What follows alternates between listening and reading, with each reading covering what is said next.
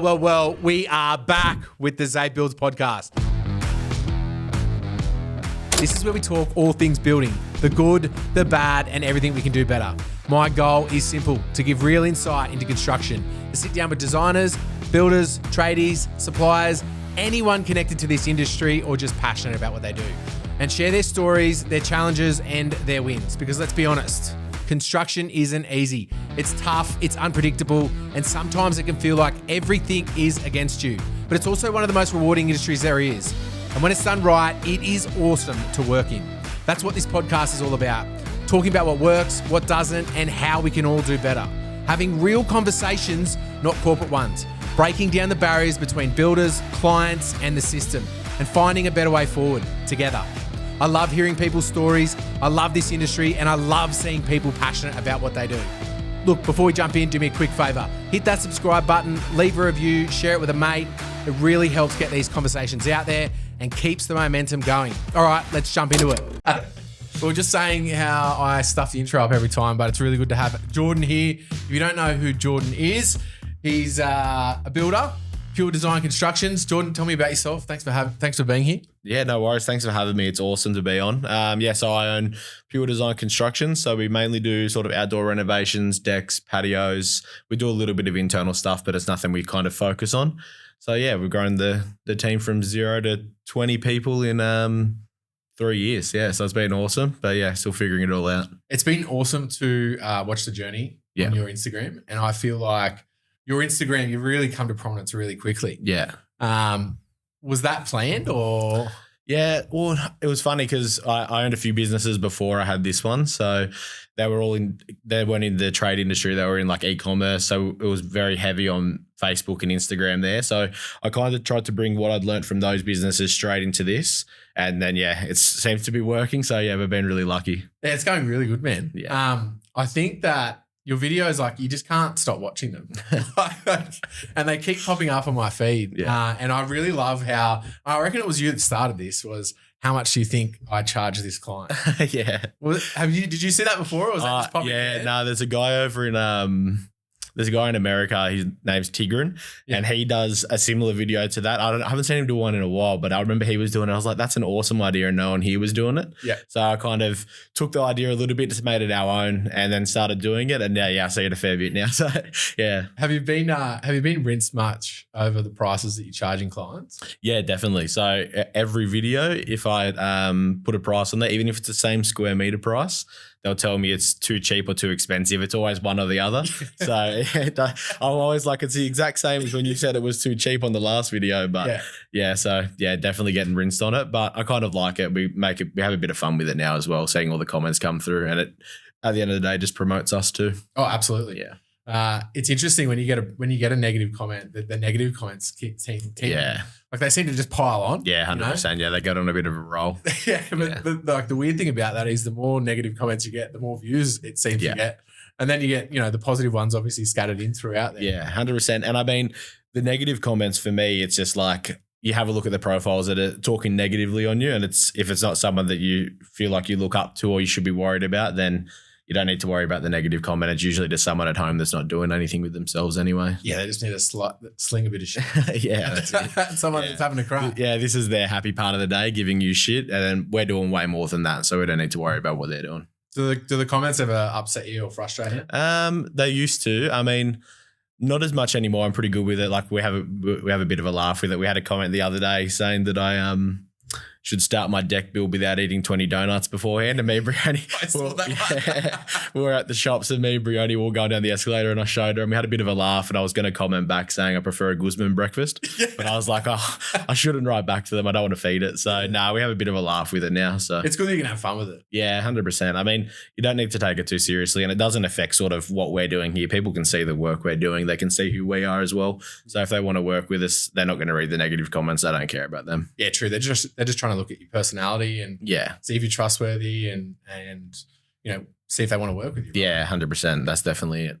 I think the way that content is going these days, and I've just done a podcast with Nick Ivey about it, is that people really want to see who you are, what you're about before, I guess, committing to project with you? Yeah, definitely. I think that was, I don't do the sales for our business anymore, but one of the big things when I was doing the sales was I'd go out to do a quote from a lead that's come through, and they'd be like, "Oh, Jordan, you're here," before I can introduce myself, because they'd already know who I am. And they would pretty much, most of the time they would say it feels like they already know me before I'm actually coming there.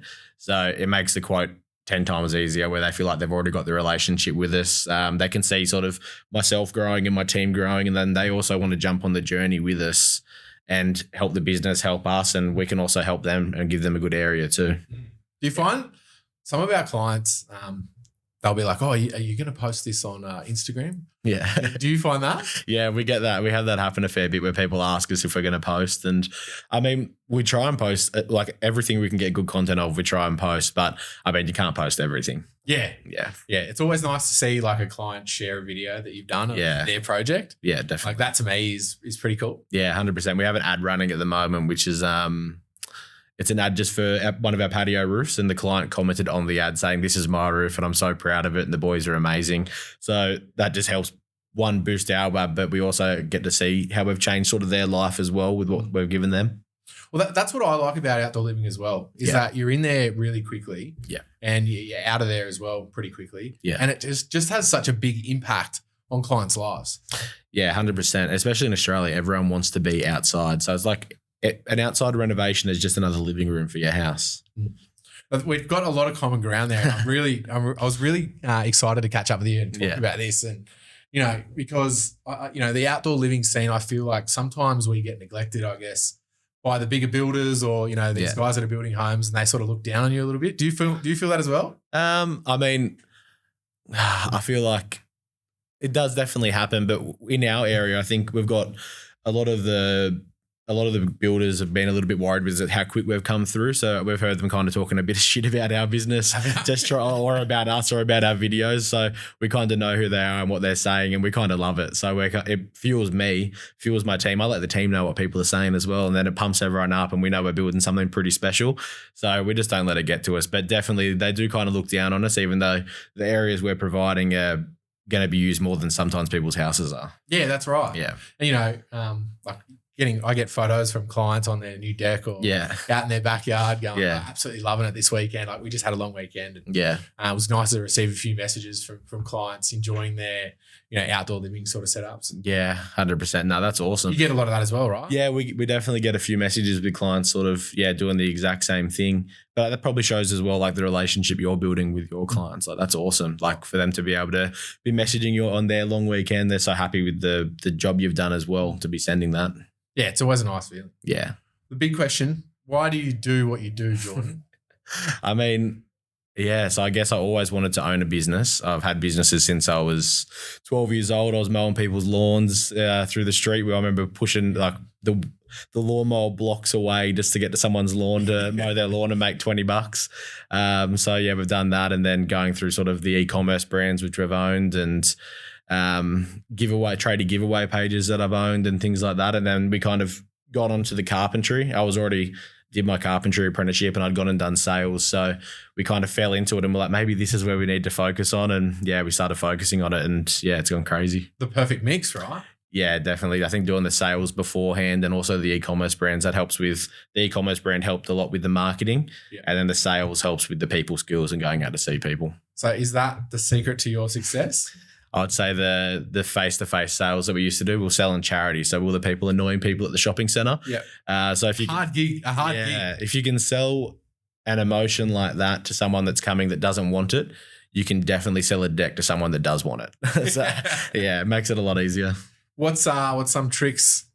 Give me some of the good oil. What's some tricks that you use? When I'm going, probably not tricks, are they? They're probably just being honest and I guess just demonstrating value. Right? Well, we've got a pretty good system when we're going out. I mean, we always get there 15 minutes early, which is a big one. And clients potential clients always say like, "Oh, you're early," and we just say, "Oh, we're always early." Like, this is what we're the only tradies that are always early, because they always think tradies are running late.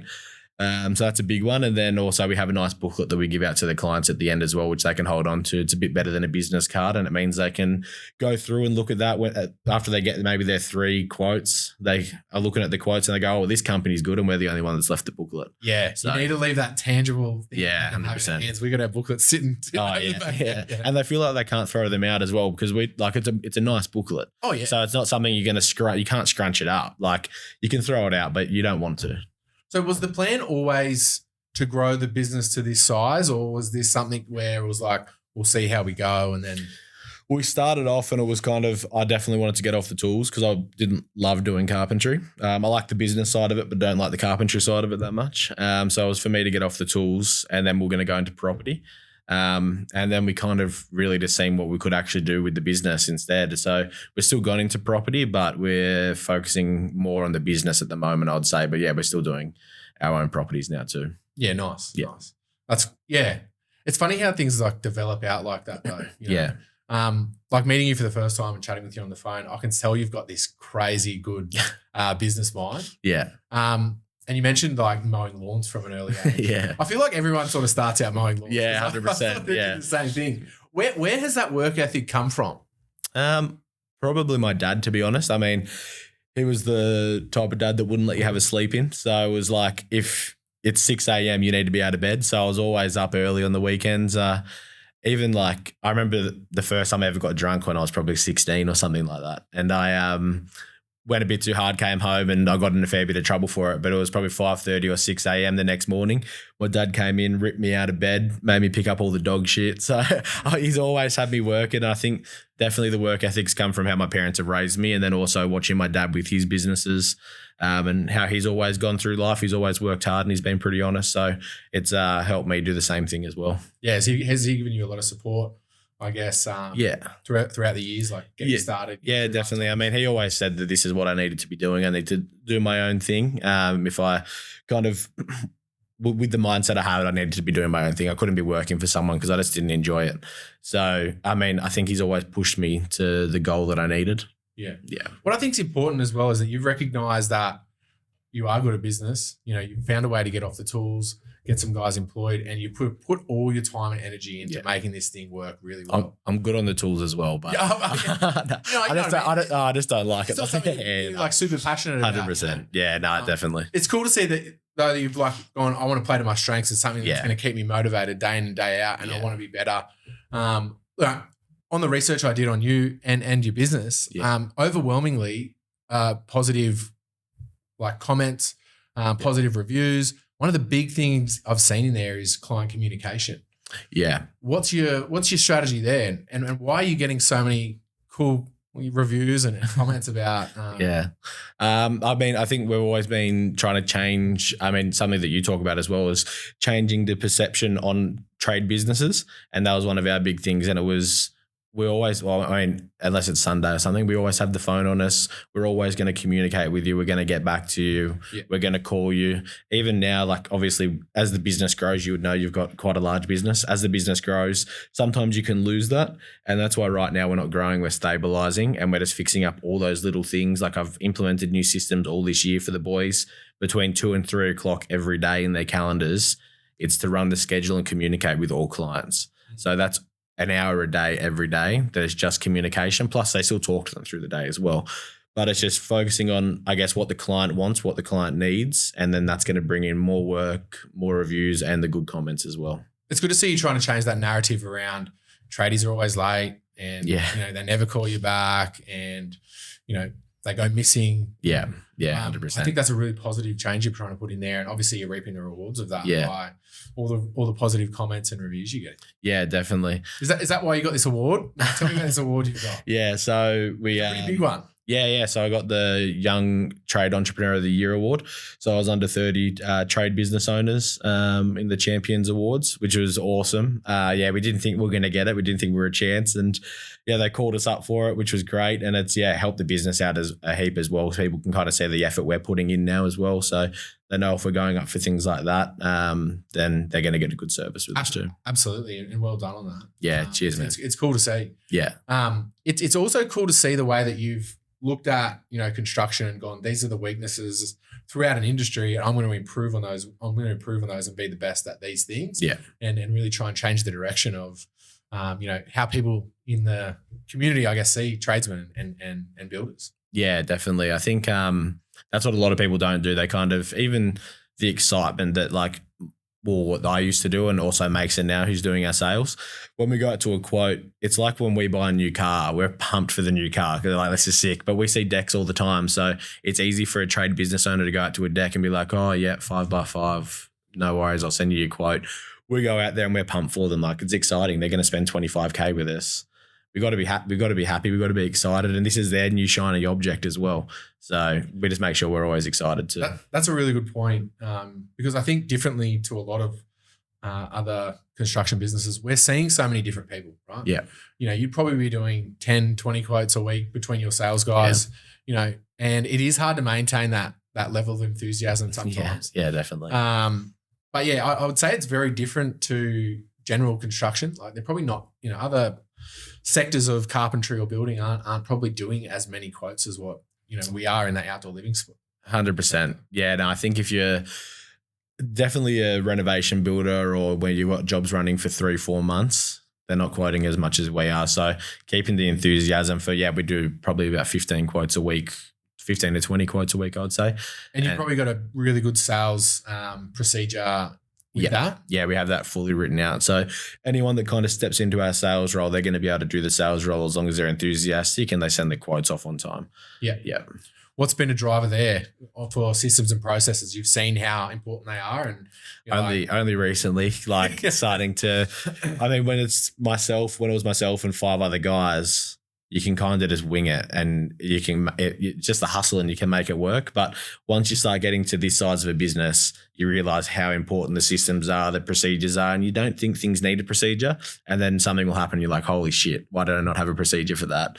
So definitely starting to realize that now. And I think it's making a massive difference for the business as well. Yeah. We found that you need to have it written down. Yeah. And the reason why is you can refine it, and make it better and make little tweaks to it. Yeah. And you also, similar to what you were saying, in the start, I just assumed everyone thought the same as me. Yeah, 100%. That's the exact same as me. No, you would do it like this because that's the only way logically you would do it. Right? 100%. That's exactly how I used to think as well. And then you realize that everyone has their own way to do something. And sometimes people's ways are definitely a lot better than mine. And I add that straight into the system when they are as well. So it's cool to have that collaboration. Yeah. And you sit down and go, all right, let's work out this process from start to finish, and let's make it 10 out of 10. Then you revisit it 12 months later and you're like, all right, add this. Yeah, 100%. Yeah.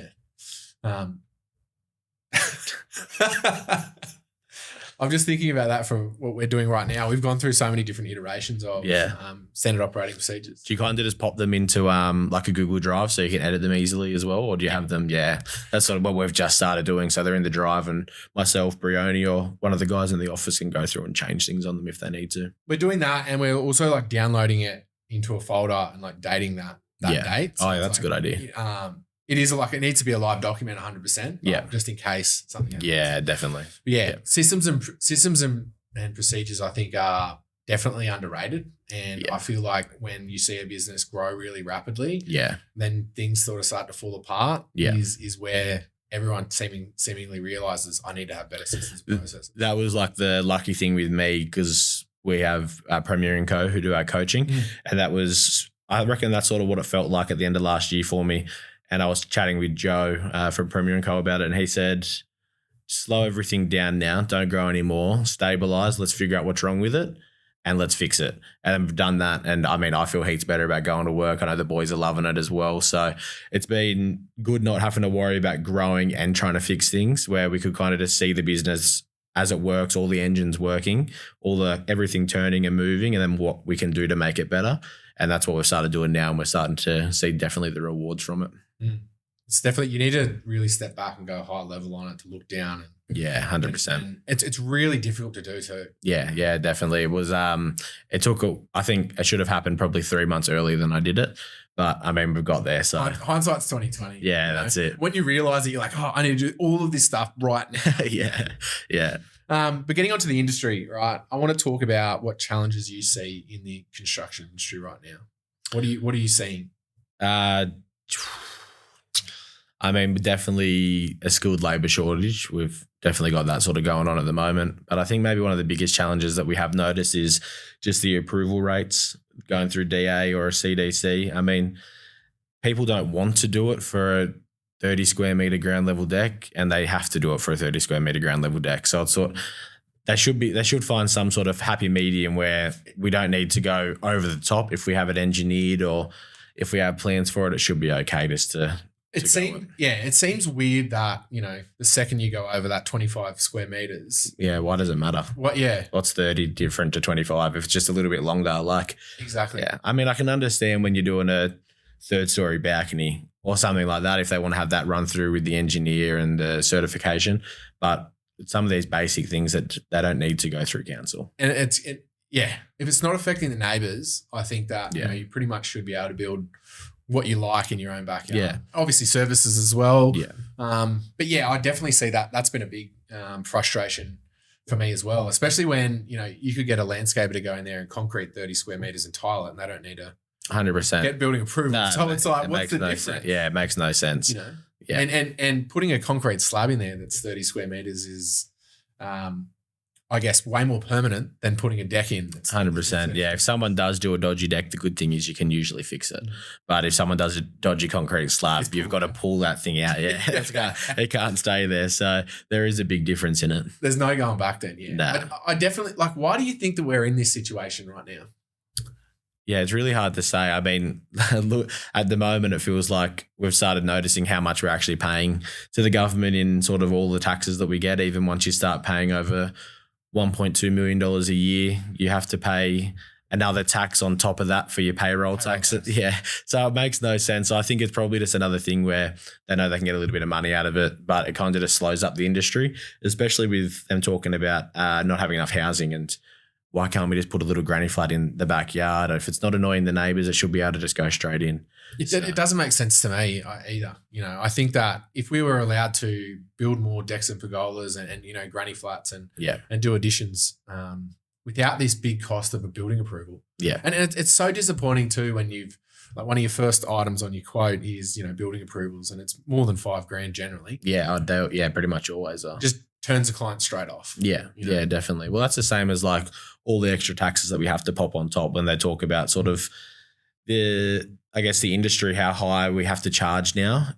But like labor right now, they want to keep bringing up everyone's pays and all of that. So if we're paying more, we have to charge more. And then materials are costing more. Everything's costing more, so we have to charge more. So everyone complains about how much we charge and we're the bad guys for it. But we're kind of like just stuck in the middle with it. I think it's really difficult to be running a business right now. Yeah, I think so as well. I think you definitely don't want to be a complete small business, and you don't want to be stuck in the middle of that 2 to 5 mil either. You need to get out of that too. Yeah. And when you present a quote to a client and, when you think it's expensive, but it is what it is in terms of you've done the numbers on it. Yeah. You got your materials, you got your labor, you got a bit of profit in there, and it comes out at the end of the day and you send it off to a client and they're like, oh, that was a double what I thought it was going to be. Yeah. What do you say back to those comments? I mean, if it's something that I know is cost, we usually try and ask what their budget is on site so we can kind of be a little bit realistic with them on what materials they can use and all that kind of stuff. The hardest question to ask a client and get an answer to. Yeah. I've figured out something that works a little bit. So we'll go out and we'll say, can we ask for the budget? And then they'll usually say no. And you go, it's not so we can charge you any more or any less. We charge the same whether you're over in Maitland, out at Merriweather, or if you're in Terrigal. We have the same rates for everything we do. The only reason I'm asking you this is I can figure out if we can do timber, if we can do composite, if we're doing insulated panels, single skin. It just really refines our options instead of us having to spend 2 hours trying to quote this for you. Yeah. And then usually they're like, oh, okay, perfect. Well, we're looking to spend 40 and you're like, all right, perfect. Yeah, and then you can give them the materials that'll work for that budget. Yeah, because it's not like we don't do that. We try and make it fair on them and fair on us. So we're not going to go out there and just go, all right, it's going to cost them 20, but they said their budget's 50, so I'm charging 40. We don't do that. That's what clients seem to think, potential clients seem to think you're going to do. It's like we charge the same for every person. There's no difference. Yeah, 100%. There might be a difference when the site's difficult to get access to. Yeah, or like if you need bigger footings, all that kind of stuff plays a bit of a part. But I mean, all in all, we're charging the same price for everything we're doing. Yeah. Do you do a set of plans up for every project? No, definitely not. Because if we're doing a deck replacement, we kind of have the deck already there, or if it's just changing a little bit, we kind of don't worry about it. And we do a pretty detailed quote.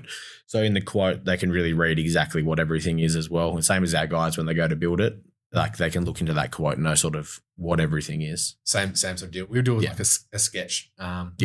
We might send that out to the client. But yeah, generally just keep that cost as low as possible. We try and keep it bare bones and then put the money into the actual construction of the deck. Yeah, definitely. Yeah, 100%. That's the same as us. What's your favorite project to do?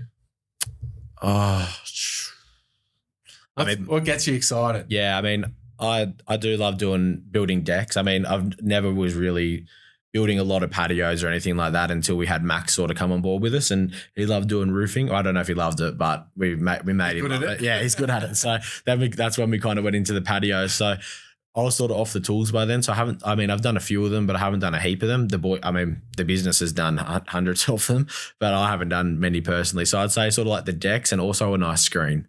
Yeah. I love like a screen, and you're not bending over trying to build it. You can kind of stand up, build it. So that's always good.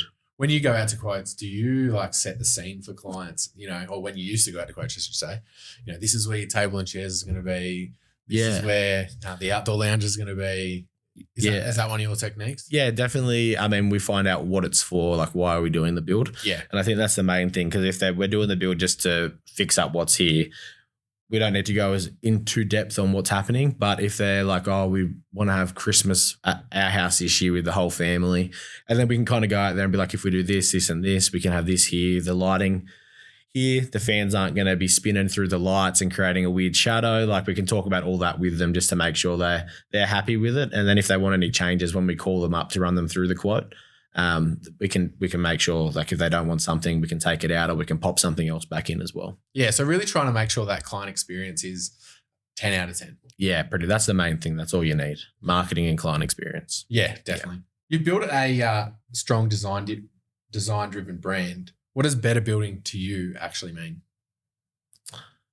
I think I think a lot of people can build really great decks. And I think for me, better building is actually the relationship that you're building with the clients right now. I think the person next to me can go build the exact same deck as me, but they might not have all the things that we're doing in the background to make the client feel safe with the build. And I think that's one of the main things that you need to be able to do.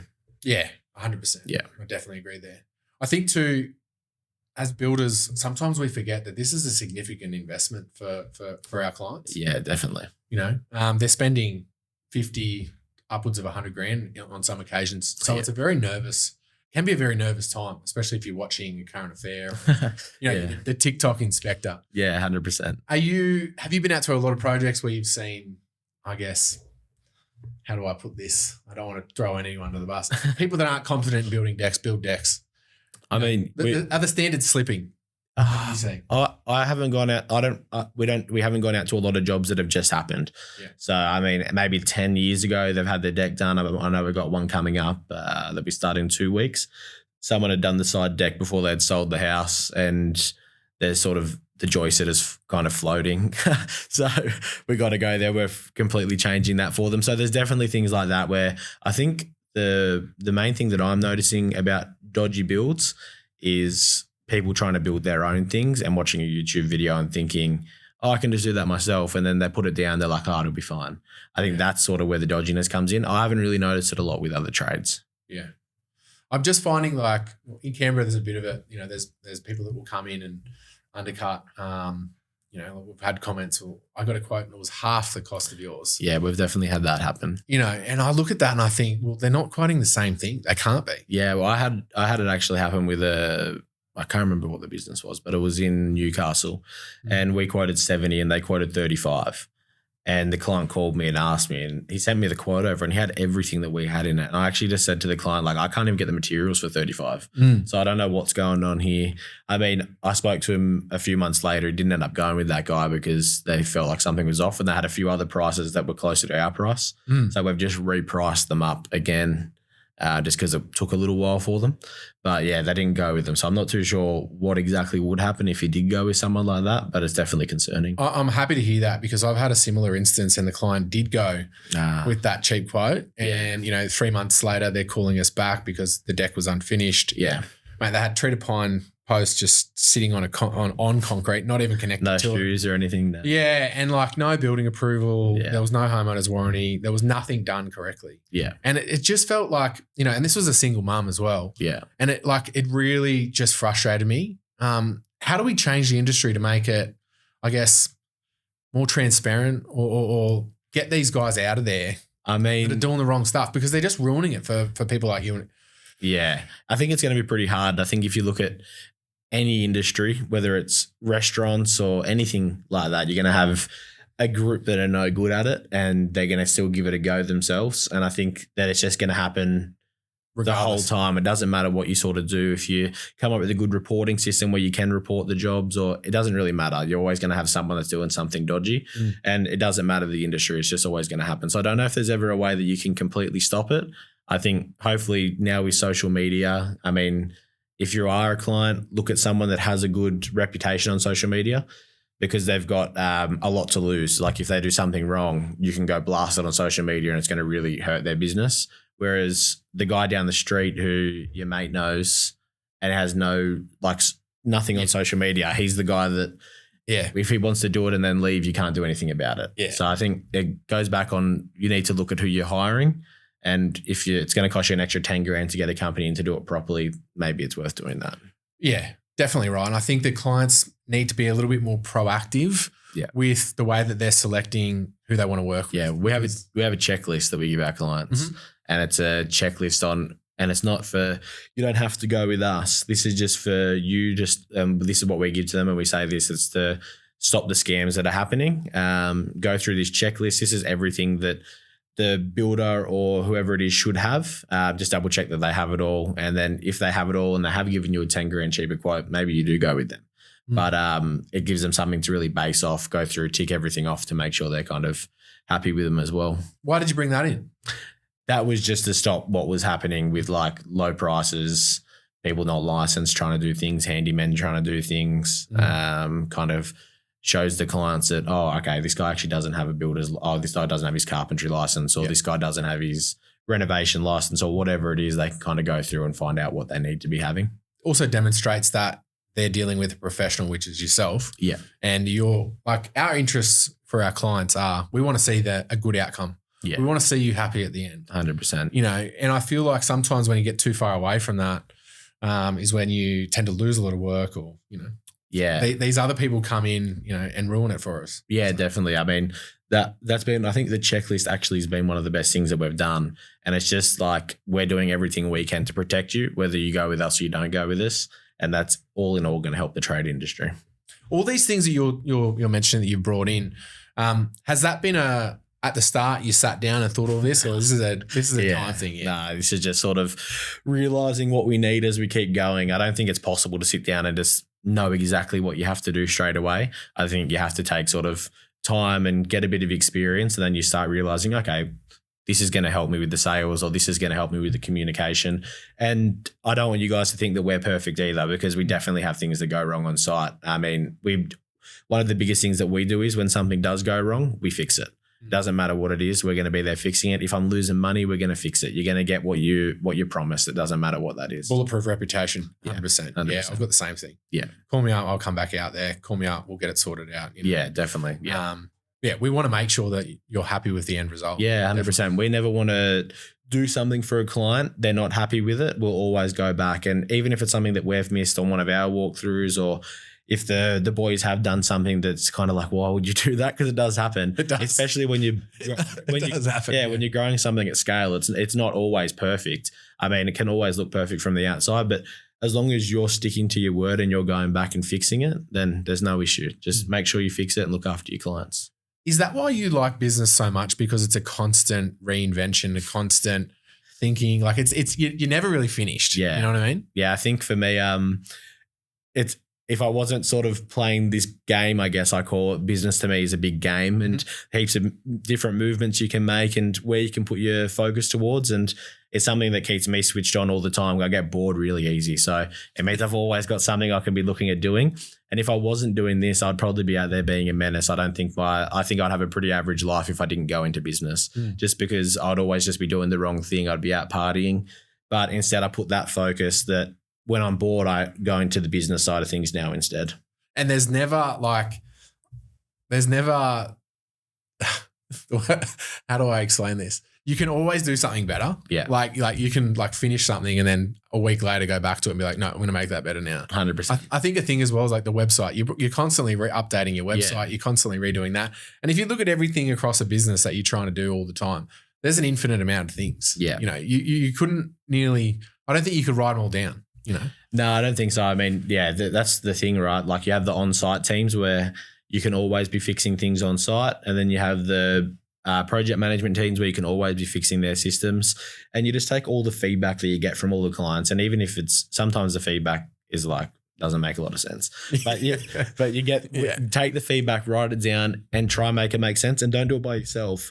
Get your management team involved in it as well. Get your staff involved in it. We had a meeting at the beginning of last week where the meeting was just a big chat, and it was just, what can we be doing better? What do they need better on site from the office guys? And what do we need better from the on-site team?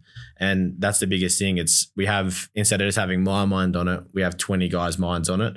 We can all talk, communicate, and we can fix what's going on. Yeah. Collaborative work environment, I think, is the best way to do it. You can't be expected to solve all the problems. No. You've got to have everyone in working collectively for a shared outcome, which is the success of the business. Yeah, 100%.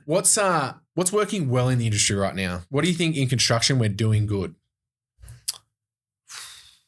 I don't know. That's a tricky question for me, I reckon. I mean, for me, I like what I see on social media from so many builders is a high-end work getting completed on most jobs. Like it always looks really good what I'm seeing on there. So I think a lot of people are still working at that high standard, even though you have those odd ones that are a little bit dodgy. I think majority of people are working up to that high standard.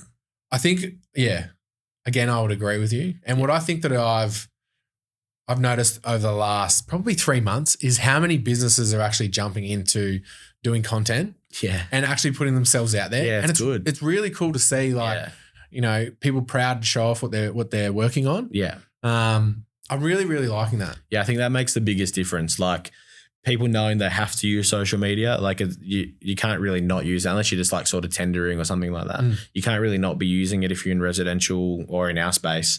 So you need to take pride of your work to be able to post it. Otherwise you can't post it.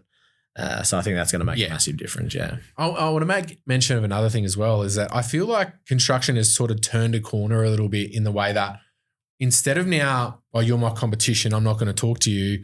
We work a bit more collaboratively together, and we're like, we all want to see each other, I guess, do well. Yeah, definitely. There's enough work.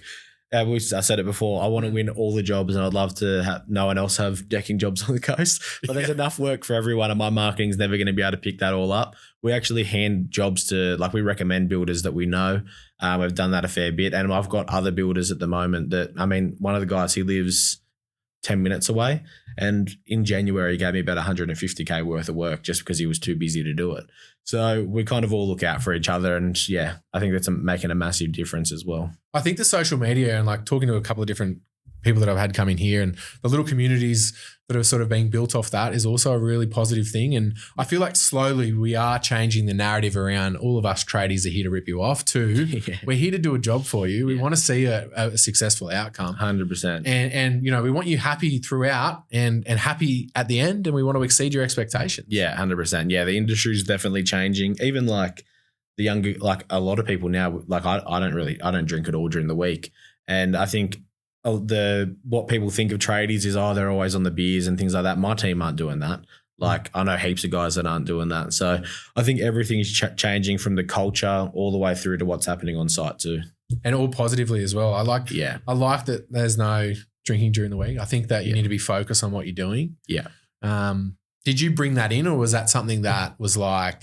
Well, I never really, I mean, I owned a company called Bender King. So that was when I was 18, 19. So that was just us on the piss constantly selling bikinis and party things and all that kind of stuff. So I was always on the piss. But then sort of growing up, you realize this is what I need. I mean, for me to be healthy and for me to be happy and for me to have a successful business, I can't be doing those things.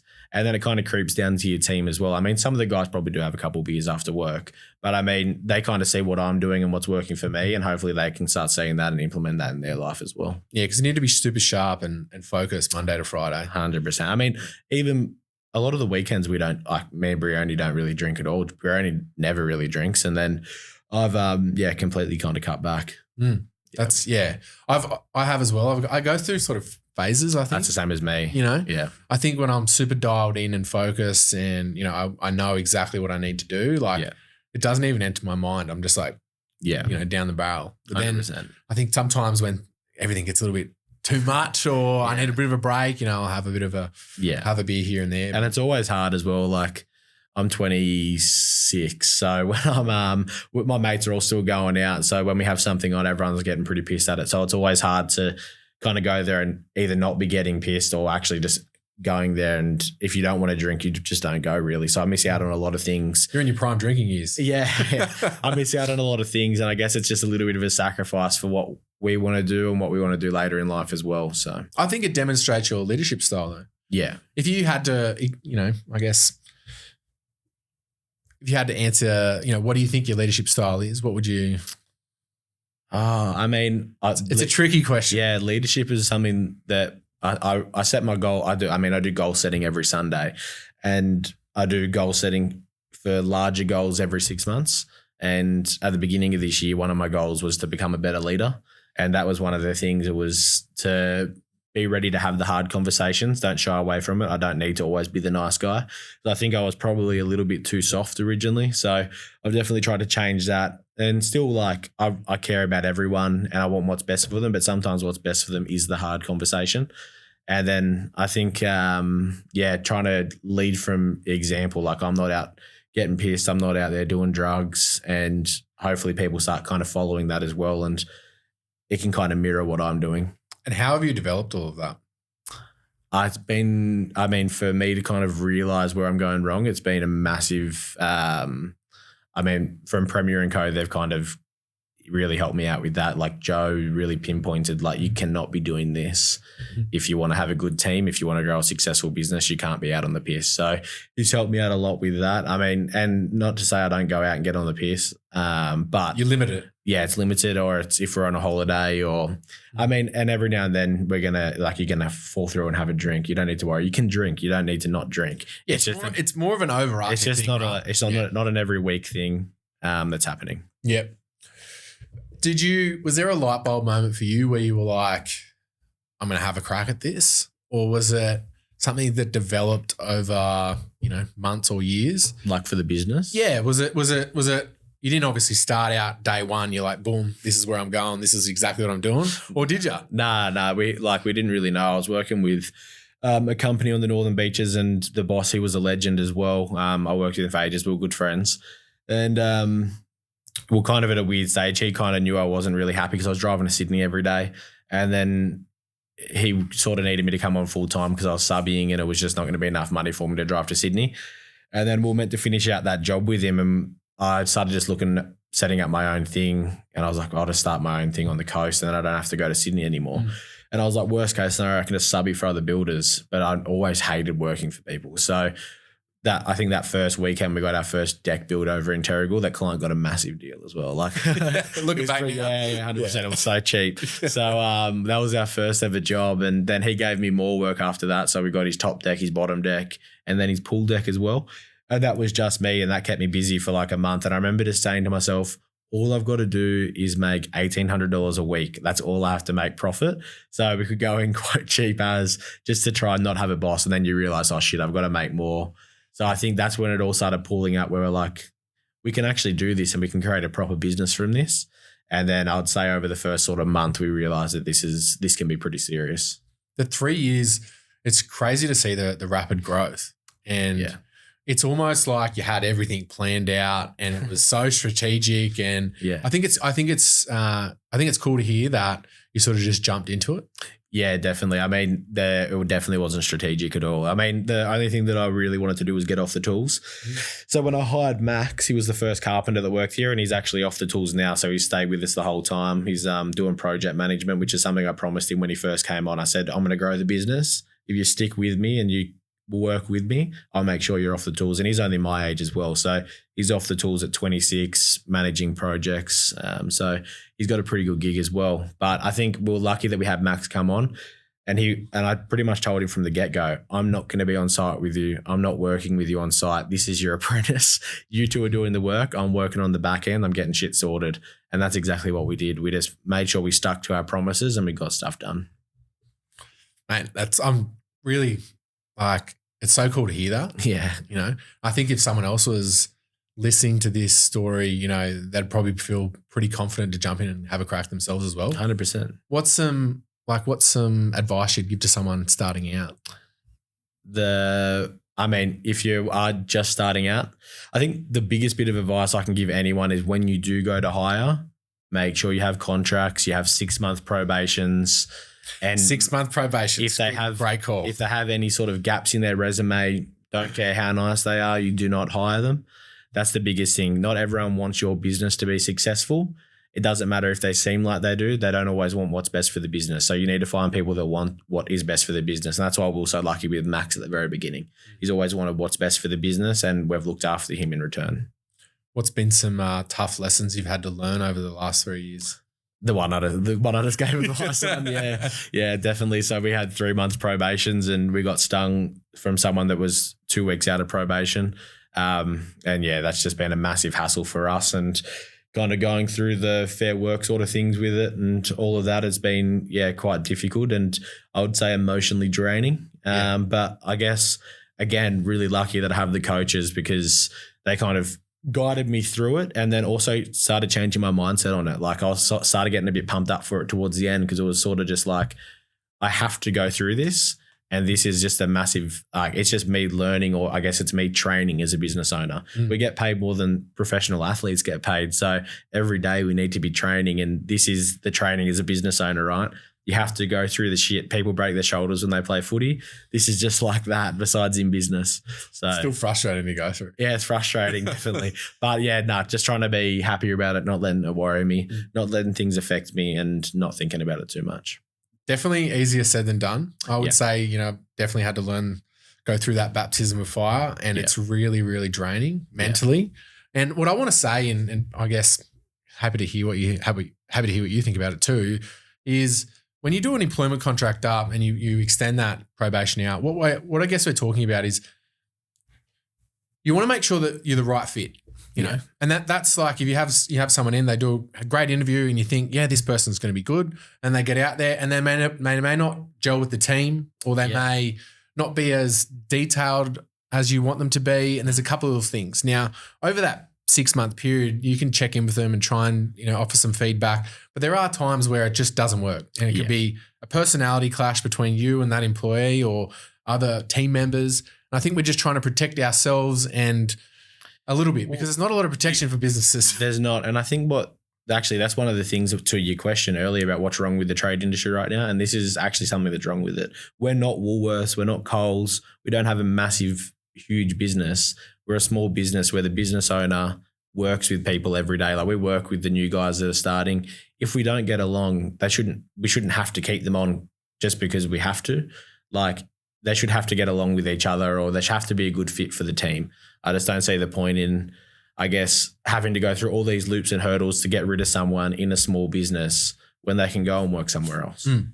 I agree. But I also see it from the employee perspective in that, they work hard for someone, and then, one day he turns around and says, get off my side. I don't like you anymore. Piss off, I think that's wrong. But does the employee want to work for someone that doesn't really want them there? Correct. Like, I agree.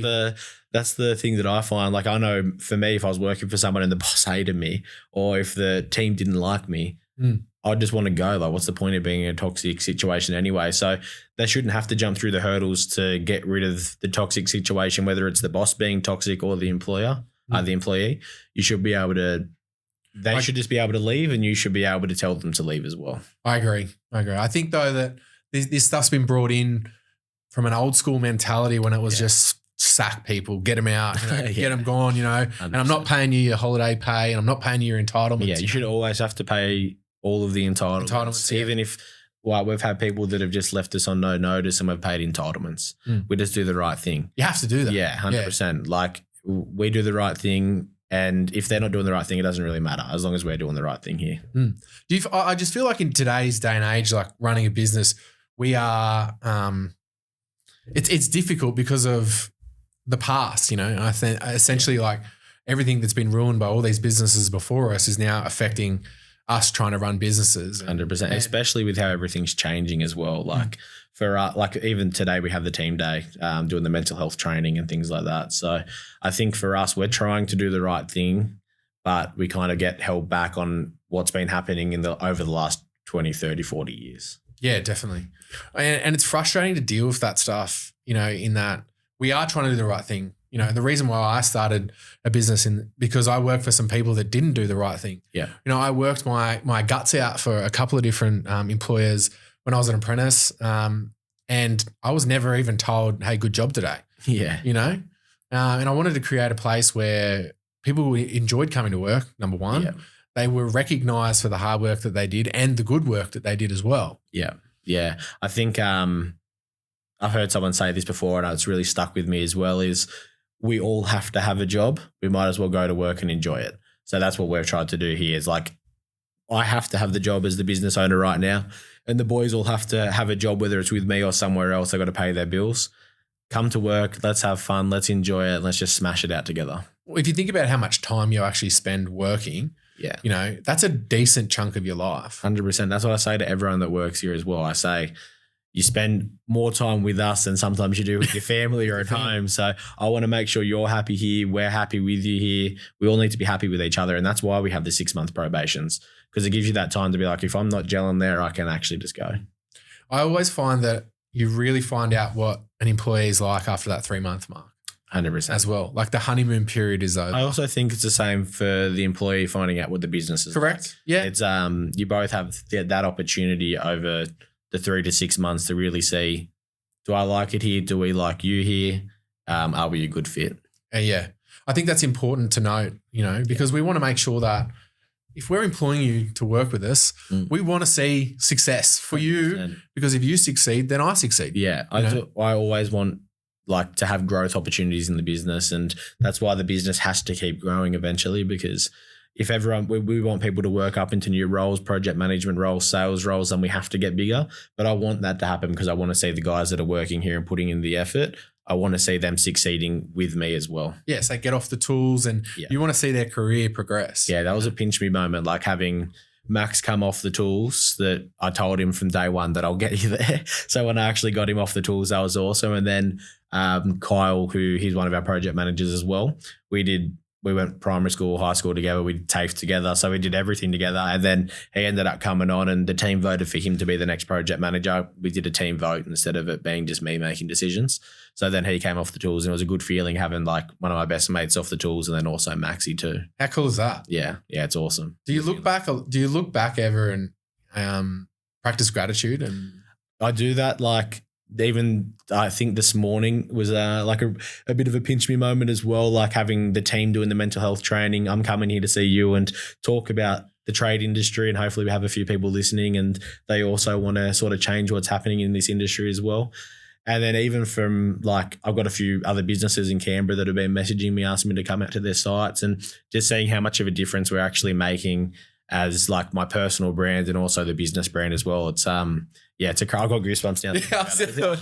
Yeah, that's sick. So talking, it pumps me up. I'm excited for it, and it's something that actually does really make me happy. I think it's really special what you're doing. Yeah, and it's really cool to see that you've started this business, I guess, on the Central Coast, and you've affected a lot of people, and you're putting a positive message out there, and you're doing things in the right way. So yeah, no, definally, it's awesome. You should be very proud, mate. Yeah, cheers, bro. I appreciate that. Let's talk about this mental health day that you're doing for your team. What's that about? Yeah, so Mates in Construction, they're a charity that they look out for trade industry mental health and spreading awareness for that as well. It's something that we did last year with the team. We did the first lot of training, And then there's 3 lots all up. So Max, one of our project manager, he's already done this lot. But we have the whole team doing it at the moment. I mean, if people don't want to do it, they don't have to do it as well. So like, what is it? So pretty much they go through and if like they're on site and they notice some signs of someone that they're working with that's not acting themselves, or something like having some issues maybe going on, how to actually talk to them and figure out what's going on, where they should point them to, and how we can actually start helping and noticing the signs before it's too late. I think that's sort of the main thing that we're trying to learn. And then the next thing that we'll put all of our project managers into is I think it's a 3-day course that we actually have to pay for to put them in, and that actually gets them certified as well with Mates in Construction. And yeah, they'll know sort of everything they need to know to be able to deal with what's going on and looking out for the guys on site. Because I mean, I don't know the exact numbers, but I did look into it, and the suicide rates in construction, yeah, they're through the roof, which is really sad. And these are people we work with every day. And, you know, now you've got a massive team. We've got a massive team. The odds are there's people in the team that aren't doing okay. And if we can provide that support network for them at work, at least they have that where they know they can come to work for 8 hours a day and they've got the support network here. And then hopefully they're getting that support at home. And hopefully from us at work, we can point them in the right direction to get that support for them at home too. Was there something that made you bring this in, or was it you just want to be the best at supporting your team? And yeah, so I've personally never gone through like any mental health issues, which very lucky that I haven't. I know my partner Brioni, she's had some struggles in the past as well with her mental health, and I know a couple of the guys on the team as well previously had some struggles with it too. And it was just, I want to look out for my team and I want to do what's best for the team. And it's not like just because I haven't gone through it doesn't mean other people aren't going through it. And even if I can't completely understand exactly how that feels because I haven't done it, at least we can learn what we need to know to be able to help them when they're going through that. But going back to your point about you want to be a better leader, I think that's exceptional leadership.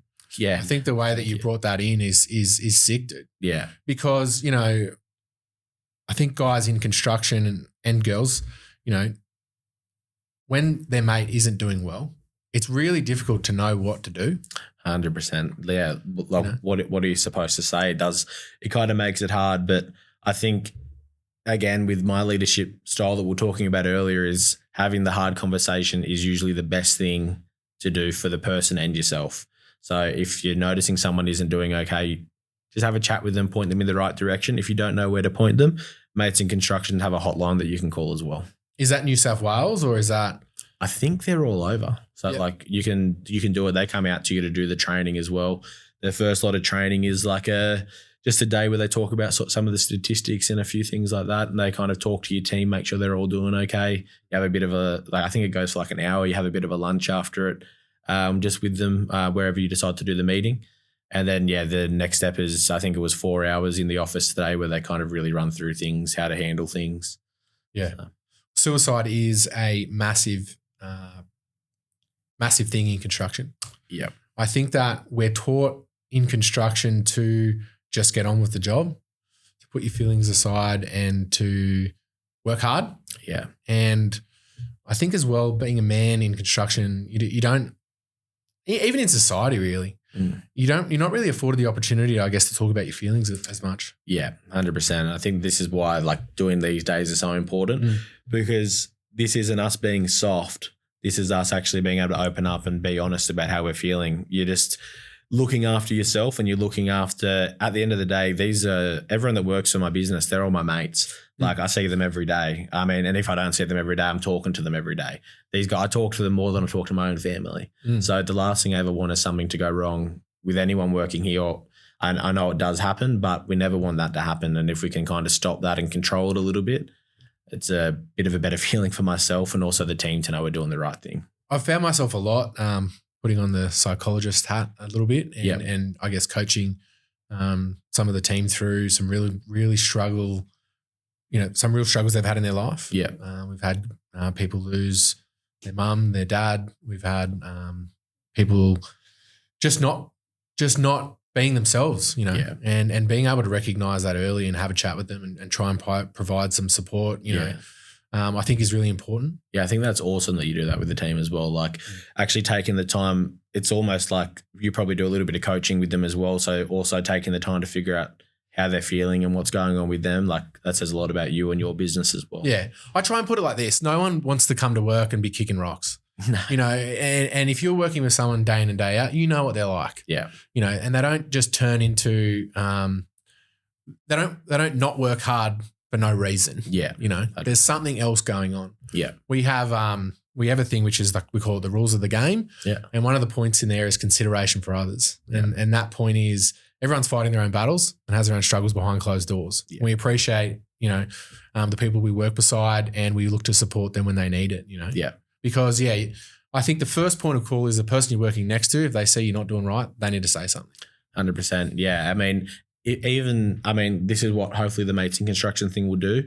It'll make them confident enough to actually talk to whoever they've noticed it with. But if they're not confident doing it, they've got a support network that they know in the office that will do it, and they can definitely let us know. We encourage that as well. The hardest thing to do, I guess, is even for me, you know, I'd never like to display weakness. Yeah. I never like to say that I'm not doing okay. Yeah. I never like to show that I'm, I guess, struggling a bit or I feel burnt out or anything like that. Yeah. And I guess trying to change that narrative around speaking out and saying, hey, I'm not doing well. Can you pick up the slack for me? I just need some support here, you know? Yeah. Yeah. 100%. I think, I definitely have gone through that stage of myself where I don't want to show like any weakness, but I think right now I'm at a pretty good point in my life where I'm sort of an open book on everything. If you're in the office with me every day, you know exactly how I'm feeling and you know exactly what's going on. So I think for me, trying to be that open book is hopefully going to make the other guys also feel like they can be an open book as well with me. I think when you're leading a business as well, one thing you got to be really conscious of is that your tone, the way you are sets a tone for the whole office. Yeah. You know, if you come in and you're cranky, sleeping on the lounge. Yeah. It's gonna affect everyone you're working with. Yeah, 100%. But again, that pressure does tend to, you know, sort of get to you at times. Do you find that you've gone through periods of, say, where you're burnt out or not looking after yourself as much as you should? 100%. Yeah. The burnout is crazy sometimes. I know just recently we started working on our financials and that was something in the back end that we're working with. And I was doing I hadn't done massive days in a long time and I was doing maybe 14-hour days just trying to pump it out. And I got to like Thursday and I was like, I actually need a few days off. I'm dead. And you can just feel it the way you wake up, the way you're talking to people.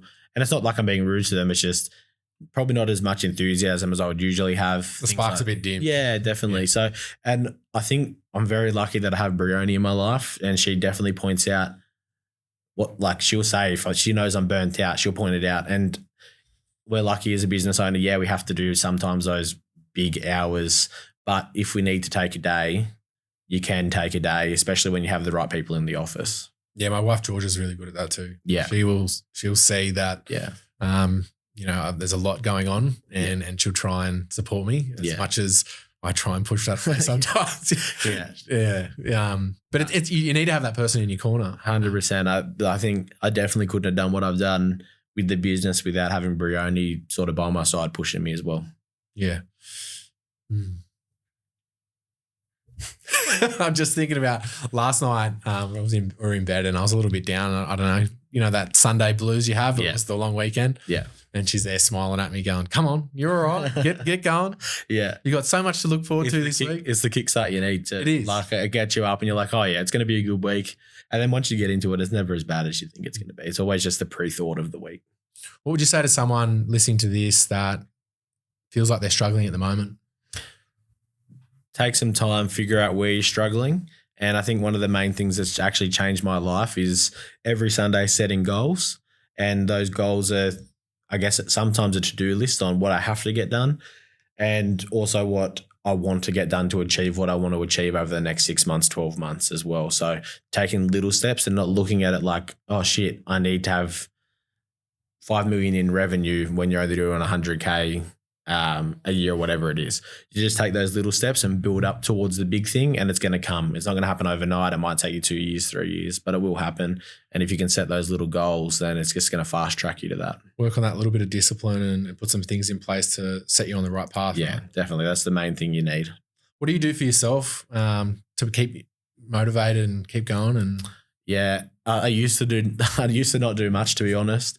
And going into the coaching with Joe and Dylan, they sort of said you need to have that reset and fuel up, I guess. So we bought a jet ski, so I get out in the jet ski a little bit. I haven't been out on there as much as I would have liked to, but doing trips like this, like I've come to Canberra this week and I've took the whole week off to kind of just enjoy myself and make sure I tell the boys this is my annual leave, like don't ring me. Like, I'm actually having proper time off. So it's just finding things to do that don't involve work, and it's a hard stop from work as well. Even like for us, we live pretty close to the water, so I just kind of walk out the back and have a quick fish and things like that as well. And that kind of, you start thinking about, all right, is there a fish there? So it gets you away from work. I play tennis twice a week and I also do PT twice a week. So I do that in work hours, which is sort of like my break. I do it in the morning from 7 till 8 for tennis and PT. And those are the things that kind of charge me back up to feel like, all right, I need to get back into work, or go home, I can chill out for an hour after, and then I can get back in and rip into it because I feel like I've done something for myself. And so you put that in mainly because of Premier & Co, or is that because of? I'd say, definitely for me and how I feel now, it's awesome, but I wasn't doing that before. Before it was just business. Everything was, when me and Brioni were going out to dinner, I was just talking about the business, and it was kind of finding that that's not how we need to live our life. The business is actual business hours. That's when we worry about the business. Sometimes you're going to go a bit crazy because you love it, but that's where I'm at the moment. I think I've been going a bit too hard for too long, and I need to sort of maybe step back. Do you have a bit. personal phone? No. Get one. I only just got one. Massive difference. Like that's actually the biggest difference in my life right now. When we go out to see family on Sunday, the work phone just stays at home because imagine, you get a shit message on a Sunday, and it ruins your whole Sunday. At least I don't see it till I get home. So I have yesterday when I was coming to Canberra, I told the boys not to call me. I just put the work phone on, do not disturb, and I just had my other phone. I was just driving to Canberra, chilling out and seeing my mate. So it makes a massive difference. Yeah, that's a good point you bring up. Actually, I've been quite disciplined. When I get home, I will not look at emails. Yeah, I won't. That's good. Answer phone calls. I try and limit it as much as possible. Yeah. But there are some things that I'm going to slip through. If you get a crazy email at like 7 o'clock at night, you're like, I've got to reply, I've got to call them. Yeah. But if you don't see it, and it's fine for you not to reply at 7 o'clock at night, we're a business as well. Like just because we don't, you do have a open and closed shop, but like just because we're tradies doesn't mean we need to call you at 7 o'clock at night. We can call you at 7 a.m., 8 a.m. the next morning. Yeah. Yeah. It's something you need to be actively trying to think about putting in place. And I think having that work phone is a really good disconnect. Yeah. And I think also remembering that we build decks. Like the world's not going to end if we don't reply to you at 9 o'clock at night and we reply to you in the morning. Yeah. It's not life or death. It's hard to switch off though, isn't it? Yeah. Similar to yourself, like I love business. I love it. Like I love, talk about outdoor living. I absolutely love it. Yeah. Like, it fires me up. I love seeing an apprentice start and then finish his apprenticeship. Yeah. I love seeing a client really happy with the final job, Yeah. And sometimes you can, and I'm thinking about it now, I probably have been just too hectic with it all. Yeah. I was the same. I was the exact same, game changer. I didn't realize how good it would actually be. And I always said, I'm not doing it. I said, I don't need to. I don't care. I'm switched on. Yeah. I'll just answer the calls. And then Brioni was like, you just have to do it.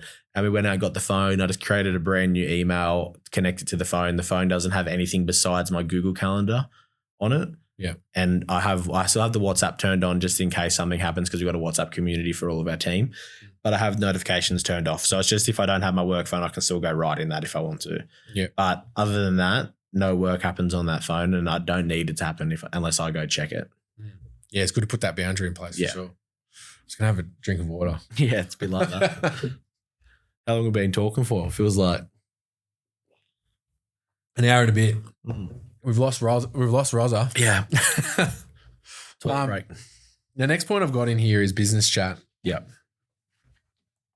We've gone through mental health in construction, which is a big one. Yeah. You might have seen I put that thing up about Men's Link and sort of my story there and a few struggles I went through.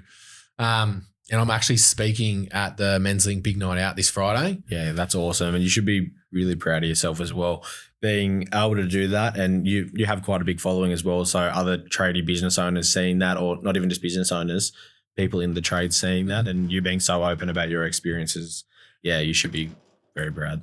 Yeah, thank you. I got a lot of messages about no one knew about it. It's not something I'm proud of talking about. As I sort of said earlier, I feel I don't like speaking about weakness. I don't like looking in the rear vision mirror. Yeah. I want to go forwards, and it's when I look back, I'm looking back for lessons. Yeah, that makes sense. Yeah, it's something I'm pretty nervous about for Friday, but I think it's something that needs to be done. And a lot of people have reached out to me and sort of said, "Oh, I went through a similar thing," or thanks for sharing your story. So it makes it feel more normal for people, I guess. I guess that's how you would say it. People do go through it and they feel like they're alone when the person next to you could be going through the exact same thing. So if more people are talking about what they're going through, their experiences, then it's more people are going to know that it is normal. This does happen, and this is how we can all cope with it together. I think it's important to share for sure. I don't know, I get nervous about putting some things online. Yeah. I guess I'd be worried that clients maybe see it and think, oh, I don't know about that, So, and it's stupid stuff that comes into your head that's ridiculous. Yeah, that won't ever happen. I mean, you don't have to worry about that. I don't think any client would ever see something like that and be like, oh, we're not gonna go with this guy. And if they do think that, you don't want to work for them anyway. You got heaps of good clients that you can go work with. You don't need to work with someone that thinks like that. I'd rather not do their area. Yeah. I think that's one thing that I've learned through your content is like you're so authentic. Yeah. You love, I love how you put up about the bigger boat for the Christmas parties. Yeah. I just think that that's so cool. Yeah. And, I look at you and I think, I think how awesome it is you're doing what you're doing. Yeah. And I think that you should be very proud of it as well. Yeah. Do you ever get nervous about sharing stuff? Not anymore. I used to though, but now I share once, twice a day. So for me now, it's kind of just it's more annoying that I have to make the content. I've always got to be making, I've got to be posting. And then I didn't have Brioni with me today and I wanted to make that video I posted. So I had to edit it myself and I was like, how the hell do I do this? I was sitting on the lounge trying to figure that out. I don't really get nervous about posting anymore. And I don't get worried about what people say. If people want to talk shit, let them talk shit. We're doing something Unless special. They're talking about you. Yeah, we're doing something special here. What are you guys doing? The people that are talking shit, they're not doing anything. So I'm not too worried about it. So what's your strategy there with content? Are you just putting out as much as you can? Or? Yeah, pretty much. I was trying to do once a day and then I was like, I reckon I can do twice a day. So I started going pretty hard with twice a day and now I'm kind of regretting that. So we'll probably drop back to once a day, I'd say. But yeah, it's been good. We kind of just try to get the team involved with it. We started doing the office skit. I actually had that idea and I saw you post it. I was like, yeah, you should still do it anyway. It's just fun with the team to do it. And you have the perfect, this is actually perfect to do it here too. But I like the Netflix one you did too. That was sick. We had so many people message me congratulating me when we did that. And I was like, it says in there a story that no one asked for, in the actual Netflix bit. So yeah, we had builders actually saying, you deserve it, mate. And I had to be like, oh, it's just a joke. So it's all just good marketing. But where do you come up with this? I mean, part of it is us coming up with things, or we take, we see other people post things and we kind of make it our own. And then also our videographer, McGee, and his team, they're awesome as well. They come out of site and they love doing shit like that. So they'll be like, nah, I've got a perfect idea for this. And they'll kind of help us with the idea too. So we've got kind of a good system where no idea is a dumb idea. And even on site, people come up with their own ideas. The boys will make a competition between them with Makita versus Milwaukee, and they'll just film it on site. So everyone's coming up with their own ideas and we just have more brains thinking about it than just one. You had good buy-in from the team by the looks of things. Yeah, I mean, I don't know how much they love being on the camera. I think their mates give them a bit of shit for it. So, but I think they're starting to love it now. I think it was just more that they were nervous at the beginning. But if you go back and watch my videos from 2 years ago, they are shocking. I won't ever delete them because I want people to go back and look at them and be like, this is how bad I can actually start, and I can be this bad with the camera, and then you can get to this point as well. Yeah. It's always cool to look back and see how far you've come as well. 100%. Ross is laughing over the back there because the biggest drama we have is we'll come up with these sick ideas in here. Yeah. And then Rowan will go out and try and film, and the guy's like, I'm not going to be on You camera. just have to tell them they have to. Yeah. We just say, no, mate, come on, you're on camera. That's it. Yeah. My idea was one of them in particular, Andy, he just will not be on camera. So I was like to Rowan, I was like, just film him for like 20 minutes. And we're just putting him up. Yeah. You know? Yeah, that's awesome. I think it's just them getting used to it as well. Like it's so different. They haven't had to do this before. Like same as us, we haven't had to do this before. And now we're just doing it. You get thrown in the deep end with it and it is uncomfortable. But you start feeling good about it. You start enjoying it. And that's what like the guys in the office that say they've been getting given shit about from their mates about making content at work. I'm like, those guys go to they go to work and they have to work. You guys come here and you're making the office skit content and you're getting paid 40 plus an hour for it. Like this is awesome. 100%. You get to come up with your own ideas. We film whatever we want. Yeah, that's it. Yeah. So definitely. I think, you know, it's really cool that you're doing things the way you're doing. Yeah. You know, I really, really like it. And yeah, again, we will do that office. We will do that office gig. Yeah, 100% do it. That'll be funny as. Where to for the content from here? Where are you looking to go to? I don't have any sort of massive plans with it. I think we're going to just keep building a bit of a community and a bit of a following. And I think we're just going to use the platform to kind of spread awareness with the mental health side of things and just showcasing our team and sort of what we can do as well. But I don't have any sort of like crazy goals with it. Not yet? Not anyway? No, not yet anyway, yeah. Why did you create a personal brand? Like what was the idea behind that? It was just to people say Pure Design, then they see me. Instead of Pure Design we get about 150,000 views on Instagram a month from Pure Design. And then you have my own page, which gets 500 to 1 million views a month. And it just all piles in and the brand gets seen more. Yeah. So mainly about branding and I guess sharing, building trust. There's so many positives with it, isn't there? Yeah. I mean, the community that we've started with all of the tradie business owners, I didn't think that was going to be what was going to happen. Like we got people always messaging me for advice, like cold call the office trying to get advice from us as well. So we didn't think that's what it was going to turn into. But I mean, it's just started naturally going that way, I think, and we kind of love it as well. That's why I'll take the opportunity while I'm in Canberra and also Bathurst. I'm going to go out and meet a few guys and check out their sites, and if we can give them a bit of advice, we will. Do you feel like you're an industry leader? I don't know. I feel like I'm still learning every day, and I couldn't be sort of where I am today without the people that are around me from Pure Design, Brioni, also my coaches as well. So I feel like I've still got a lot to learn, but I'm hoping that eventually we can be a little bit of an industry leader and sort of pave the way forward for future companies. Yeah. Yeah. I feel like you're an industry leader. I feel like you've really come on and changed the scene. It's crazy to hear that. Yeah. No, just, like looking at it, like you've really, you're really doing things in the right way. And I was really excited for this podcast. Really did. Yeah, it's been awesome too. But how well is the content like driven the business side of things? Like, do you get a lot? Is that where you get a lot of your inquiries from? Most of our inquiries are from Pure Design. We have pretty strong marketing with that. So that's where most things come through. But it's more just like the client will put something through Pure Design and then all of our Pure Design content will start spamming them. And then they start watching that and I'm popping up and then I start actually popping up from my personal page as well. So it's kind of just like every angle. Just scattergun straight in that lead through where all, like you're just going to see everything. And then you can kind of like the good thing is you can go through my content and you can see how much it's going to cost you. If you know you're getting a 25 square meter deck, you can be like, oh, you just charge this guy this for the 25 square meter deck. So he's probably going to charge me that. So they already know what it's going to cost. And we do get a few leads come through. Like we hand off a lot of leads as well. I get people from Brisbane, Melbourne messaging me, all over Australia messaging me, asking if we can come to their deck. So we have the same sort of thing. Yeah, so we kind of just pass that on to people that are in those areas that are following me as well, so they get a free lead out of it. Yeah, and it's good community. Yeah, to sort of lean on, and it's cool to see how other people do stuff, and yeah, it's awesome. I think social media has changed construction so massively. Yeah, I was even thinking just about how many businesses are just like social media businesses, like even like some of the coaching companies that's their whole thing. It's just social media marketing and what they can provide after. But the main thing is just what they look like on social media. It's crazy to think how many businesses just can rely on that now.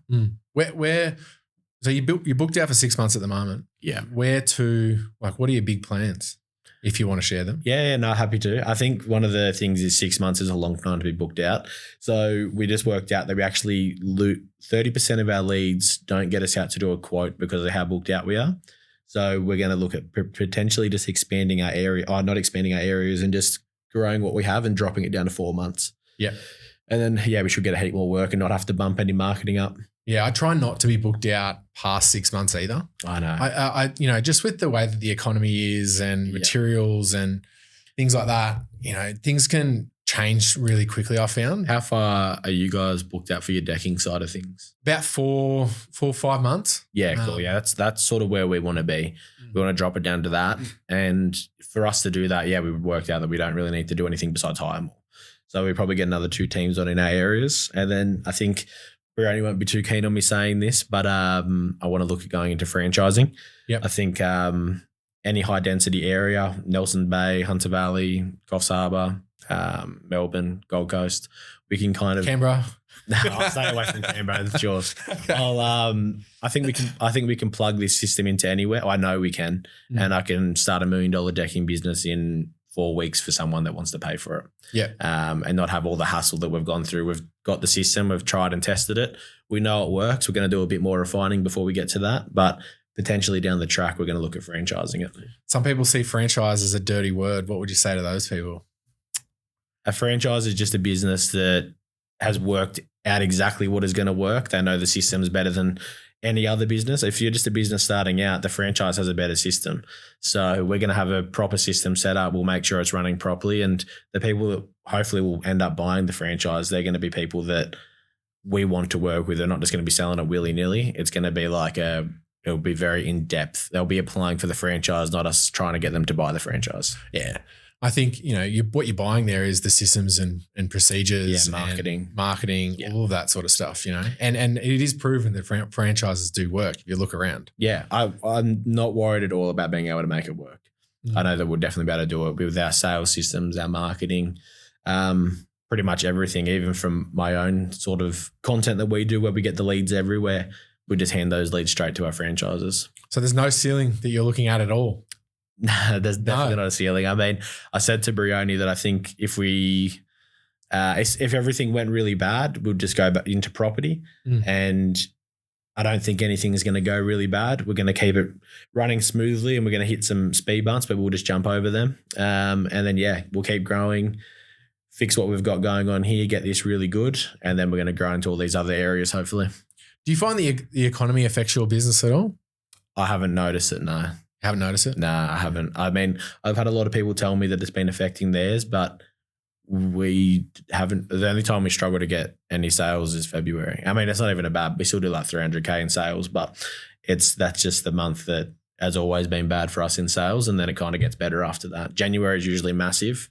February sucks, and then the rest of the year is good for us. Yeah, right. Yeah. We find that February is big for us. Oh, really? Yeah, February, March, a little bit of April. Yeah. It's obviously August, September, October. Yeah. They're always massive as well. Yeah.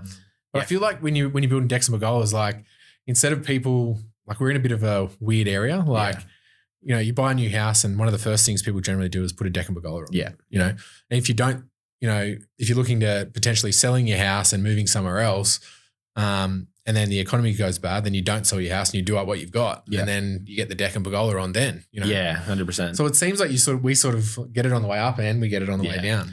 And people are more willing to spend 30 grand on a deck and patio rather than spending it on a bathroom, which I don't know why, but we ran bathroom ads for a little bit just to kind of test the market to see if we wanted to expand in services. We definitely got some sales, but we definitely have more people questioning the spending on the bathroom rather than the spending on decks and patios. I think it's just because you enjoy your deck and patio more. Everyone likes a nice looking bathroom, but you're going to have more fun with your deck and patio. I agree with you there. And I also think that it's working inside your house. Yeah. People don't generally like that. I know that I don't. yeah, that's definitely fair. You know what I mean? And, that's why I think decks and pergolas, that's why I love doing decks and pergolas. You're outside, you're not interfering. People can go off to work. It's only bad when it rains. Only bad when it rains, yeah. What do you do there? Well, I mean, we've never had a rain day until yesterday. So really? The first day that I wasn't around as well. But we didn't have a full rain day. We had them work sort of half a day. And the only reason we didn't have them going to the office doing some work there is because they're doing that after the mates in construction day today. Yep. But we've been pretty lucky because we've got our own house. But we've just finished the internals. The painter starts there on Monday, so the internal will be completely finished. And then it's just decks, carports, landscaping, so all the outside stuff. But we just didn't book in any teams for it, so we've got to kind of just make it work. Yeah, on rain days, we will give the guys the option. You can go home unpaid, or we'll find work for you to do. Yeah, 100%. Yeah, that's a good way to. Or if you want to use annual leave, you can. Yeah. But, there's always work we can find for you. Yeah. It's just whether sometimes you got the patio up or it's an undercover deck. So like you often have those jobs that are kind of floating anyway. Yeah, we want to be accommodating, but also, if people don't want to work, then take the day off. Yeah, 100%. Inspiring the next generation. How do we get more people into construction? We've spoken about the labour shortages. What's your take on that? If you're trying to get younger people into construction, I think it's just they need to be able to see that you can make money here. You don't need to have your own business to make money. You can be doing project management, site management, quality control. You can be a really good carpenter and you can be making good money. So I think it's hard because people they think people are making all this quick money online. Yeah, it's not. It's not actually. It's so frustrating to see, isn't it? Yeah. Trust me, if you go into your apprenticeship, do it right, you're going to make good money. The guys that are working in the office for me, they make good coin.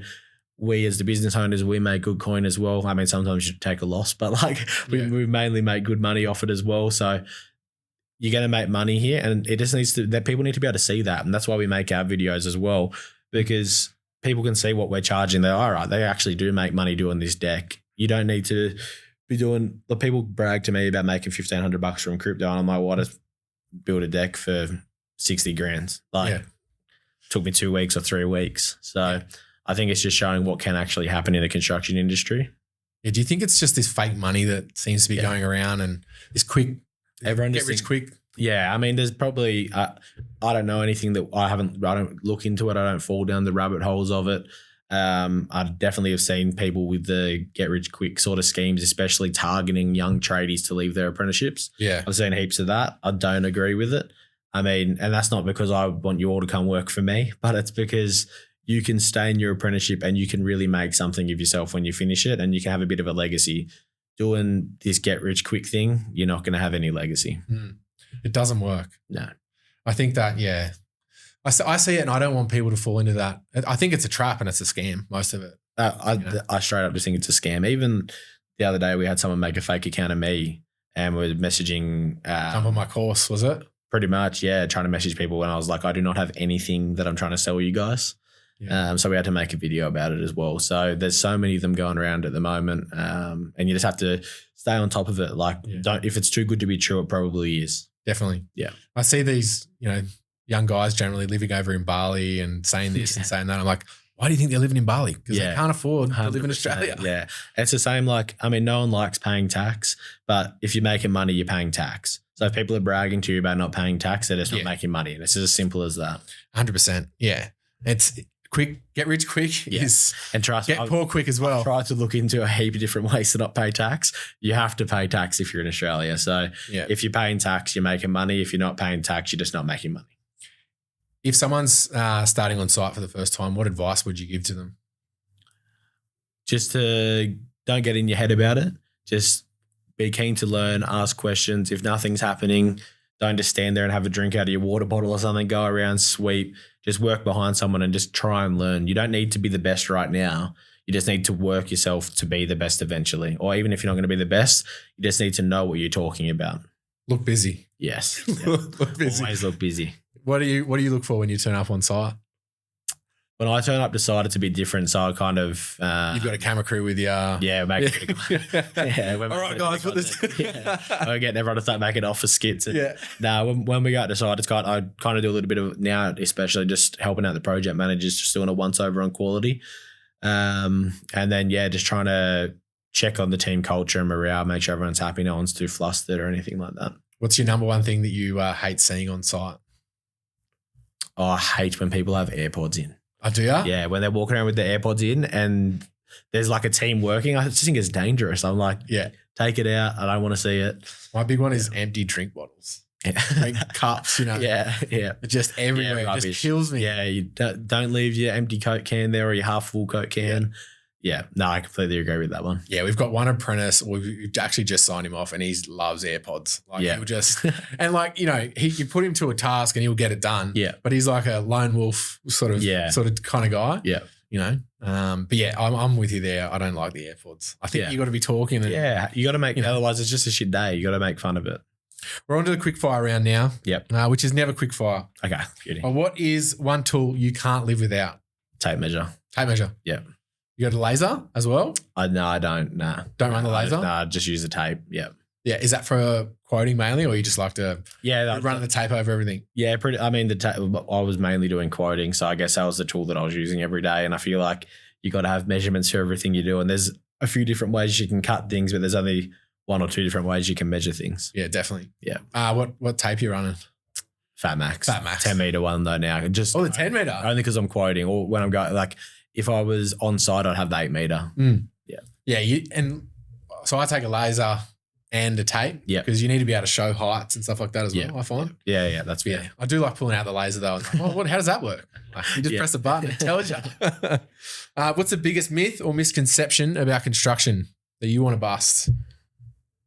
I'd say the biggest, we're not all alcoholics.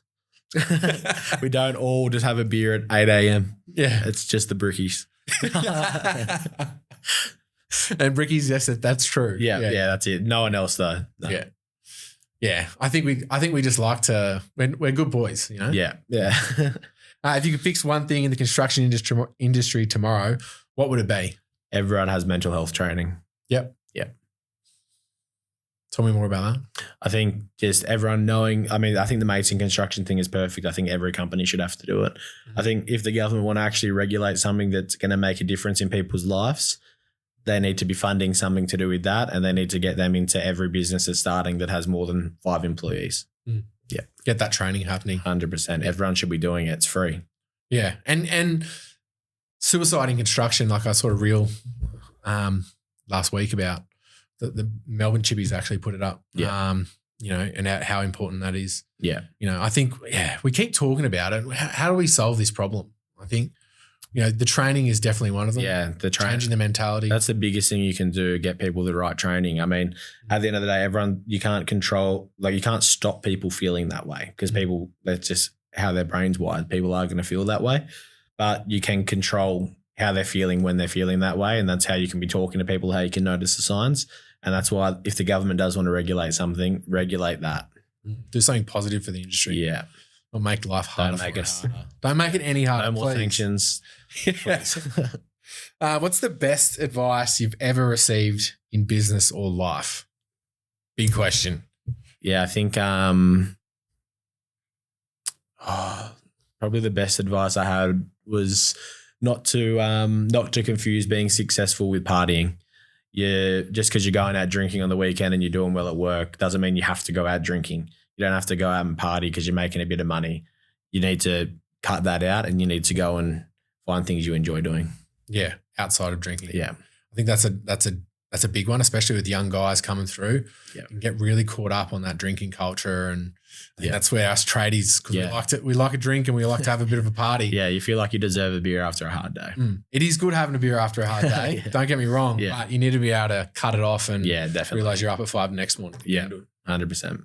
What advice would you give to your younger self just starting out, Jordan? Don't be worried about posting. Just start it as soon as possible. Get into it, and 6-month probations. 6 month probation. That's a good one. Yeah. What's something outside of work that helps you stay balanced, grounded, and passionate about what you do? I'd say the main thing that we do is always have holidays booked and tennis. Yeah. Yeah. Yeah, you need that. You need that off switch. We spoke about that at length before. Yeah. It's definitely important. And I think that, through this chat, I think it's something that I've realized that I need to probably do a little bit more of. Yeah. And do you like doing things by yourself much? Do you need that? I prefer to have someone with me when I'm doing things. But it just depends. If I'm going to have a fish, I'll just go by myself and have a quick fish. Or if I'm going to jump on the jet ski, I'm happy to jump on by myself. But I do tennis with my coach. So it's a bit of a mix, but I usually prefer to have more people around. Yeah. I like that. I like that switch off by myself. Sort of, Yeah. You know, tinkering in the shed or something like that. Yeah, 100%. And you just got to find have a little project in the shed where you can leave the phone inside and you'll have the personal phone, no doubt. So you can have that in there with you. Yeah, definitely.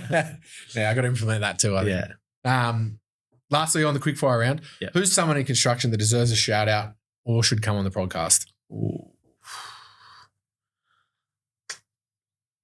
I think you've already had him on. It would probably be Joel from Xav Build. I mean, legend of a bloke. Yeah, he's awesome. His content's awesome, and he's just so honest. Like, there's just no bullshit with it. So yeah, he's a legend, and yeah, have him on again, I reckon. Yeah, he's definitely someone I look up to, and meeting him and catching up with him, like, such a fantastic guy. Yeah, you know, he's just so positive, and you know, it's really cool to see. Yeah, I feel like he's gone through a lot of the trials and tribulations as well. Yeah, 100%. Yeah, he's definitely he would have learned a lot more lessons, and you can see that from his content over just the time and experience he's had in the industry. Yeah, he's a calming figure as well. Yeah, like talking definitely. to him, you know, just really, honest. Yeah, lot to like there. Yeah, It was cool to see him interview Piastri. That was crazy. I messaged. I was like, what the hell? I messaged the Makita rep that deals with us, and I said, you got to pick up your game. 100%. I have to go to D-Walt. If you're listening, D-Walt. Yeah. I mean, I've been thinking about switching to yellow as well. I know, it's hard, eh? Especially when you see all their content, you're like, maybe I should. It's just looking better and better. I mean, to be fair, not that I use any tools anyway. So like, what am I really doing? All right, boys, we're using this now. Only by Dwell. Yeah, that's it. All right, let's wrap it up. Yeah. Where can people find your work or get in touch with you, Jordan? Yeah, definitely. I mean, our website is probably the easiest way. Pure Design Constructions. Here it is. .com.au. Yeah. Beautiful. Have a look at that. Yeah. Inquire now. Love that. That's the quickest way. Or that phone number. You'll talk to Brioni from that number. So give that a bell. Or if you want to reach out to me for any advice as well, just on my Instagram. I actually don't know what that is. Jordan Beckers _ maybe. There's Pure Designs. That's Pure Instagram Designs. there.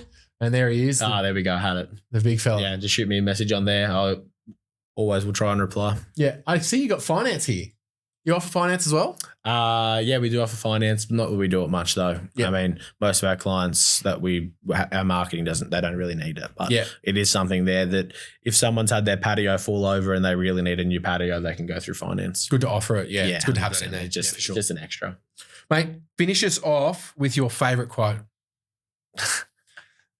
Oh no! Have you got one? No, I don't know if I have one. I seen your message telling me that I should think of a few quotes, and I was like, I went to go think about it, and then I was at Korean barbecue and had too many sojus, so I'm not 100% sure, but I think it was just something I said earlier, which was not associating success with drinking. Yeah, fantastic, mate.